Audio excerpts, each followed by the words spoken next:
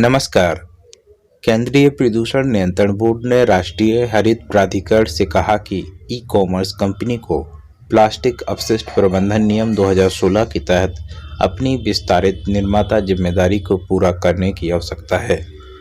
Plastic अपशिष्ट प्रबंधन नियम 2016 के अनुसार प्रयोग किए गए बहुस्तरीय प्लास्टिक पाउच और पैकेजिंग प्लास्टिक के संग्रहण की प्राथमिक जिम्मेदारी उत्पादकों, आयातकों और ब्रांड मालिकों की है जो बाजार में उत्पादों को पेश करते हैं। उन्हें अपने उत्पादों की पैकेजिंग में प्रयोग किए प्लास्टिक कचरे को वापस इकट्ठा करने के लिए स्थापित करने की आवश्यकता है।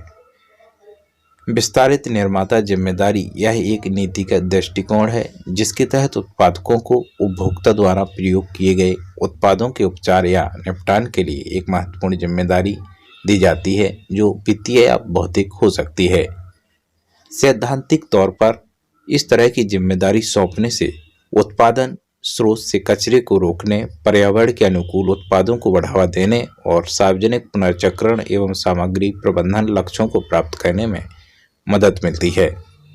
प्लास्टिक अपशिष्ट प्रबंधन नियम, इन नियमों को वर्ष 2016 में तैयार किया गया था जिनमें उत्पादों से उत्पन्न कचरे को अपने उत्पादकों, बहुस्तरीय पैकेजिंग या इस तरह की अन्य पैकेजिंग और ब्रांड मालिकों को एकत्रित करने की जिम्मेदारी दी गई थी। उन्हें निर्धारित समय सीमा के भीतर प्लास्टिक अपशिष्ट प्रबंधन के लिए योजना निर्माण हेतु स्थानीय निकायों से संपर्क करना होगा। इन नियमों को विस्तार गांवों में भी किया जाना था और अब किया गया है। पहले ये नियम नगर पालिकाओं तक ही सीमित थे। केंद्रीय प्रदूषण नियंत्रण बोर्ड को थर्मोसेट प्लास्टिक के लिए दिशा निर्देश तैयार करने को कहा गया है।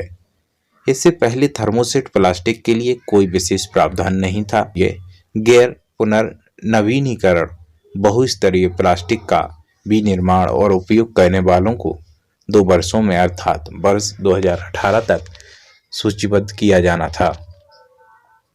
प्लास्टिक अपशिष्ट प्रबंधन नियम 2016 में संशोधन के तहत नियमों में वर्ष 2018 में संशोधन किया गया था जिसमें बहुस्तरीय प्लास्टिक के अलावा अन्य प्लास्टिक के प्रकारों पर चरणबद्ध तरीके से जोर देना है जो गैर पुनर्चक्रण या गैर ऊर्जा प्राप्ति योग्य या बिना वैकल्पिक उपयोग के साथ हैं।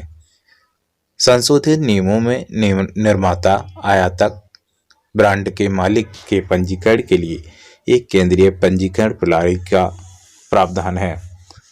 संशोधित नियमों में यह बताया गया कि पंजीकरण स्वचालित होना चाहिए और उत्पादकों को रिसाइकलर्स और निर्माताओं के लिए व्यापार में सुविधा को ध्यान में रखना चाहिए। जबकि 2 से अधिक राज्यों में उपस्थिति वाले उत्पादकों के लिए एक राष्ट्रीय रजिस्ट्री निर्धारित की गई है।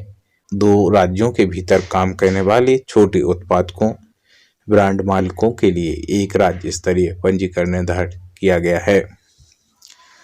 आगे की राह में भारत में प्लास्टिक पैकेजिंग से उत्पन्न कुल प्लास्टिक कचरा 40% से अधिक है और यह महत्वपूर्ण है कि खुदरा विक्रेताओं को दिशा निर्देश जारी किए जाएं कि वे प्लास्टिक पैकेजिंग सामग्री का उपयोग करना बंद करें और पर्यावरण के अनुकूल पैकेजिंग सामग्री के विकल्प को अपनाएं। मिलेंगे अगली कड़ी में, तब तक के लिए नमस्कार।